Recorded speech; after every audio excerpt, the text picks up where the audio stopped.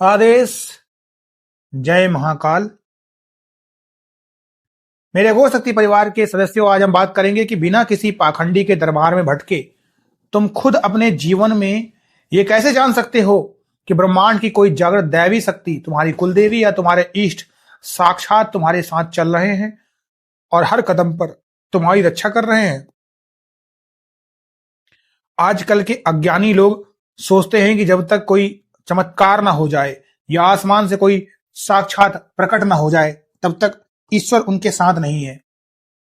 इसी भ्रम के कारण वे जिंदगी भर निराश रहते हैं या ढोंगियों के जाल में फंसकर अपना धन लुटाते हैं। आज अघोर शक्ति के इस प्लेटफॉर्म के माध्यम से मैं तुम्हें तंत्र शास्त्र के वो 4 पक्के और जिंदा संकेत बताऊंगा जिन्हें अगर तुमने अपने आसपास देख लिया तो तुम्हें साक्षात देव कृपा का एहसास हो जाएगा। अघोर परंपरा का अटूट नियम कहता है कि देवी शक्तियां जब तुम्हारे साथ होती हैं तो वे तुम्हें कोई जादूगर नहीं बनाती, बल्कि वे तुम्हारे पूरे जीवन के ताने बाने को भीतर से इतना मजबूत कर देती हैं कि काल भी तुम्हारा कुछ नहीं बिगाड़ पाता।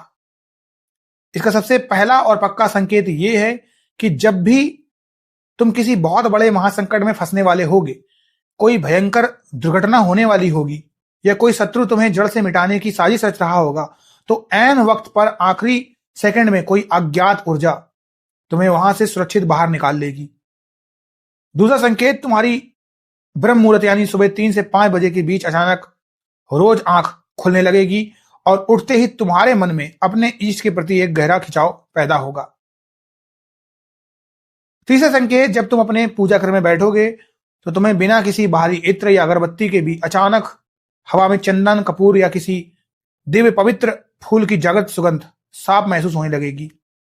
और चौथा संकेत, समाज के दुष्ट और पापी लोग जो तुमसे बिना वजह दुश्मनी रखते थे, वे तुम्हारे सामने आते ही स्वतः ही ठंडे पड़ने लगेंगे।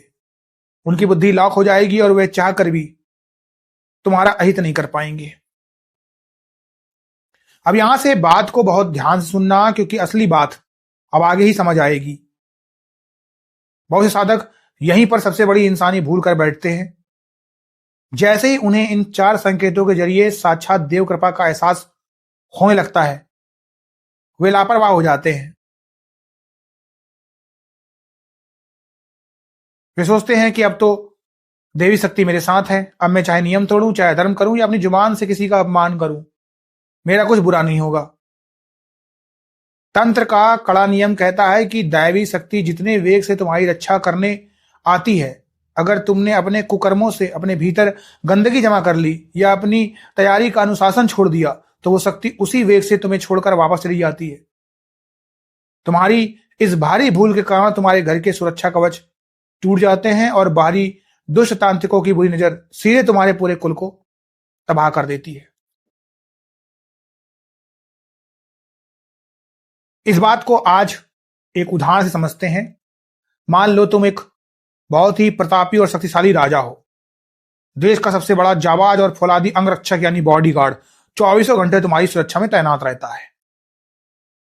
वो अंगरक्षक तुम्हारे एक इशारे पर अपनी जान दांव पर लगा देता है। लेकिन अगर तुम एक राजा होकर उस वफादार अंगरक्षक के सामने ही गालियां बकने लगो, अपने ही महल के वफादार लोगों को सताने लगो और खुद अपने हाथों से अपने महल में आग लगाने लगो, तो वो अंगरक्षक क्या करेगा? क्या वो तब भी तुम्हें बचाएगा? बिल्कुल नहीं। वो अपनी तलवार म्यान में डालेगा और तुम्हें तुम्हारे हाल पर छोड़कर चुपचाप वहां से चला जाएगा।